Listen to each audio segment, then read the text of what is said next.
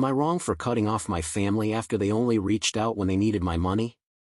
I have always been the average child in my family, while my older brother was the golden child, brilliant at everything he did.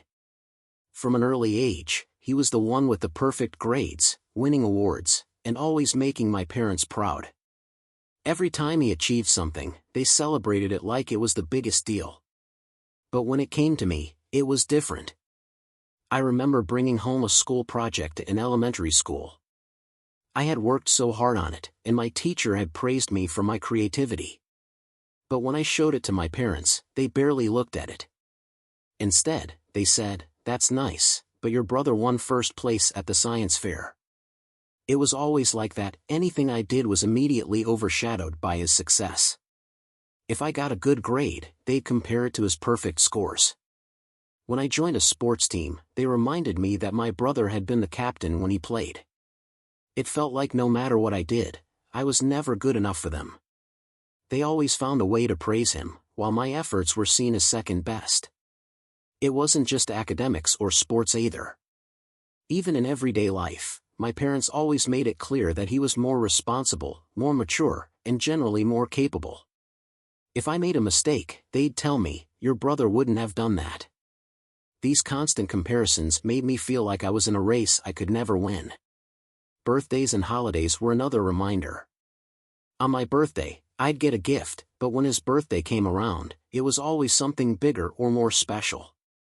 It was hard not to notice the difference. Even extended family would talk endlessly about his achievements, while I was mostly ignored or asked half-hearted questions about school. By the time I got to high school, I had stopped trying to impress them. I realized I would never be able to live up to their expectations, so I stopped sharing my successes. When I got into a decent college, my dad simply nodded and said, "Your brother got into his first choice." That was it, no celebration, no words of encouragement. Over the years, these constant comparisons left me feeling invisible, like nothing I did would ever be enough. I grew resentful, not just toward my parents but also toward my brother, even though it wasn't his fault. I felt like I would always be in his shadow, and I eventually gave up on trying to win their approval. By the time I started college, I had already grown tired of living in my brother's shadow. At home, I kept mostly to myself, spending most of my time in my room. My parents continued their usual routine of praising my brother at every opportunity, while making subtle, and sometimes not so subtle, comments about how I wasn't living up to the family standard. At this point, I wasn't just studying in my room, I had actually found a remote job as a software developer. But I didn't tell anyone. I was making good money, even as a student, and I liked the feeling of having something that was mine, something that wasn't subject to their constant comparisons. My parents, however, assumed I was wasting my time, and they didn't hesitate to let me know it. The turning point came during one heated argument in my sophomore year of college. I had spent a few days mostly in my room, working on a particularly challenging project for work, and had come downstairs to grab something to eat. My parents were in the living room, talking, mostly about my brother's latest accomplishments, as usual. As soon as they saw me, my dad made a comment about how I should get out more and find something productive to do with my life. My mom chimed in, saying, "Your brother was so involved in college activities, he didn't waste his days locked in his room." This wasn't the first time they'd made remarks like this, but for some reason, that day, it really got to me. I snapped and told them that they had no idea what I was doing with my life because they never bothered to ask. I told them that, unlike my brother, I didn't feel the need to broadcast my achievements because I knew it wouldn't matter to them anyway. The argument escalated quickly. My dad started yelling, accusing me of being lazy and ungrateful for all they'd done for me. He went on about how my brother had always been responsible and hardworking, while I was wasting my potential. My mom tried to play mediator but ended up making it worse by saying that they just wanted me to be as successful as my brother. That was the breaking point for me. I realized that no matter what I did, they would always see me as less than my brother. I had spent years trying to ignore it, hoping that one day they'd recognize my efforts, but in that moment, I knew it wasn't going to happen. I packed my things and left that night. I didn't tell them where I was going, and I didn't care. I just needed to get away from them and the constant comparisons. They assumed I was still some lost, directionless kid, but in reality, I was already making more money than most people my age. I just didn't feel the need to prove it to them anymore. For years, I cut off almost all contact. I focused on my career, and my salary grew as I took on more responsibilities at work. I was making close to $200,000 a year by the time I turned 24, but my family had no idea. To them, I was still the disappointment who couldn't measure up to my perfect brother. Years went by without much contact with my family. I focused entirely on my career, moving up quickly as a software developer. By the time I was 26, I had built a life for myself that I was proud of.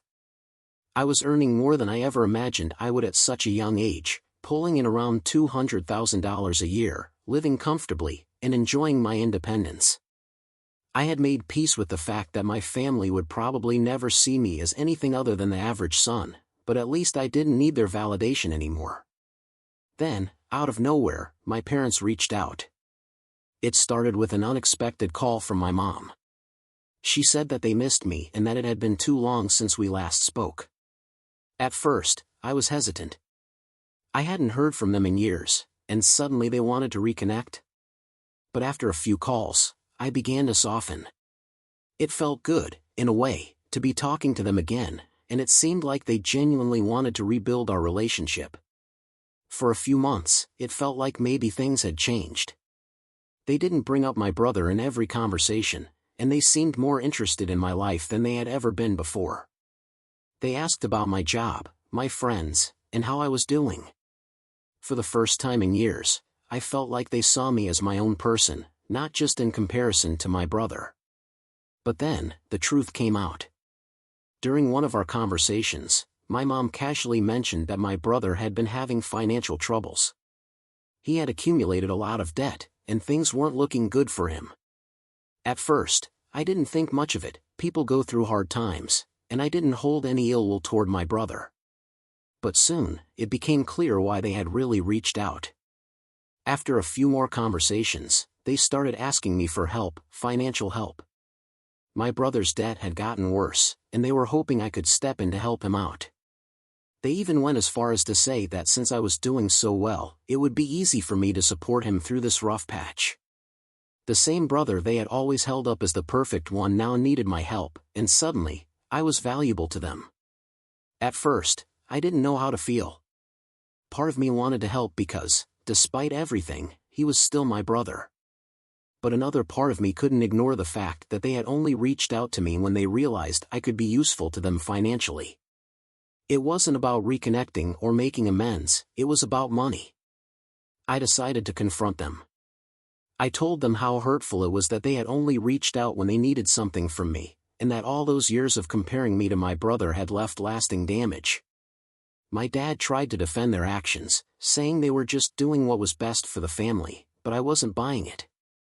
I realized that they would never truly see me for who I was, and that their respect was conditional, tied to what I could provide for them.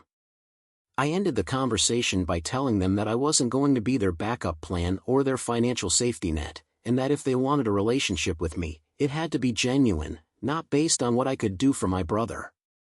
After that, our conversations became strained and eventually stopped altogether. Enjoyed the story? Don't forget to subscribe and turn on notifications so you never miss new content. Share your thoughts and ideas in the comments. I'd love to hear what you think and what you'd like to see next. And if you want to keep watching more videos like this one, just click on the next video. See you there.